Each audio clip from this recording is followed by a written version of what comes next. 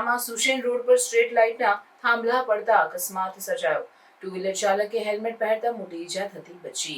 વડોદરા મહાનગરપાલિકા ખાનગી ઇજારાદારોને ફળવાયેલ ડિવાઈડર કે જેનો રખરવાર ઇજારાદાર દ્વારા કરવામાં આવતો હોય છે ત્યારે જે કામગીરી ચોમાસા પહેલાં હાથ ધરવામાં આવતી હોય છે તે પ્રી મોન્સૂનની કામગીરી વરસાદમાં કરવામાં આવતી હતી। તે દરમિયાન વડોદરા શહેરના સુસેન રોડ પર ઝાડની કાપવાની કામગીરી દરમિયાન થાંભલો પડતા ટુ વ્હીલર વાહન ચાલક પર પડતા મોટા ઈજા થતા બચી।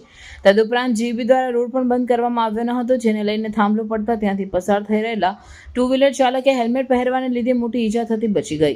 થાંભલો પડતા ટ્રાફિક જામના દ્રશ્યો સર્જાયા હતા અને સ્થાનિક નગરસેવક ઘટના સ્થળે દોડી આવ્યા હતા। આજે ભવન સ્કૂલથી સુસન સર્કલ પર જે ડિવાઈડર આવ્યું છે, આપણે જગદીશ ફરસાન કંપનીને ડિવાઈડર મેન્ટેન કરવા આપેલું કામ છે એક કોર્પોરેશને, પણ આજે એને જે ટ્રીમિંગનો કાર્યક્રમ રાખ્યો એ કોઈ અધિકારીને જાણ નથી। મેં અધિકારીને પૂછી લીધું છે કોર્પોરેશનના। આજે હું એની ભૂલ કહું છું કે એને ટ્રીમિંગ કરી છે। તમે જુઓ રોડ પર એમને બધું કટિંગ નાખીને જતો રહ્યો છે। આજે કોઈક જાનહાનિ થાત તો કોના સિરે આ નાખત આપણે? એમ તો બન્યું નથી, ભગવાન સાથે હોય છે હંમેશા। પણ હું તો એનો વાક કરું છું કે જગદીશે જે કામ કૃત્ય કર્યું છે આજે વડોદરા શહેરમાં એ ચલાવવા લેવામાં આવે નહીં, અને આજે અમે સ્ટ્રિક્ટલી એને નોટિસ કાં તો જે બી કાર્યવાહી કોર્પોરેશનના માધ્યમથી થશે એ અમે આજે કરવાના છે। સામે ફોનિક સ્કૂલ આવી છે, નાના નાના છોકરાઓ છૂટતા ટાઈમે બહુ ટ્રાફિક જામ થાય છે। ફોનિક સ્કૂલ જે આવી છે એમાં 1000થી 1500 છોકરાઓ છે। આજે સ્કૂલની જવાબદારી છે કે સ્કૂલમાં એક તો પાર્કિંગ નથી એટલે છોકરાઓની વેન સામે ઊભી રહે છે। બિચારાઓ ભૂલકાઓ રોડ ક્રોસ કરીને જામે જાય છે। એટલે કાલ ઉઠીને અત્યારનો ઠીક છે વાત, કોઈ બી દિવસે આની જાનહાનિ થશે તો જવાબદારી કોની?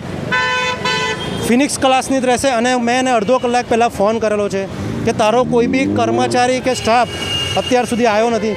છોકરાઓને અમે જાતે અધિકારીને અમે જાતે ભેગા થઈને રોડ ક્રોસ કરે છે। એ લોકોની ગાડીવાળા બી એટલા જાડી ચામડી કે રોડ પર ગાડી મૂકીને જતા રહે છે, જેથી કરીને આજે ટ્રાફિકની ખૂબ જ સમસ્યા થઈ છે।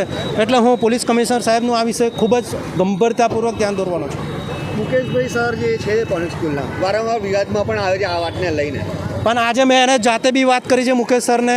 અડધો કલાક થયો છે, એનો કોઈ બી સ્ટાફ અત્યારે નીચે આવ્યો નથી, એટલે હું ફૂલ એક્શન મોડમાં આના વિરુદ્ધમાં છું। અત્યારે થાંભલા પડ્યા ને કંઈક કોઈને ઈજા કે 3 થાંભલા પડ્યા છે ને ઈજા અત્યારે મારા ખ્યાલ પ્રમાણે હું 1 કલાકથી ઊભો છું, પણ કોઈ ઈજા અહીં થઈ નથી, કારણ કે પ્રિકોશન લઈને અમે લોકોએ વડોદરા મહાનગરપાલિકાની સંપૂર્ણ ટીમે આ કામ કર્યું છે।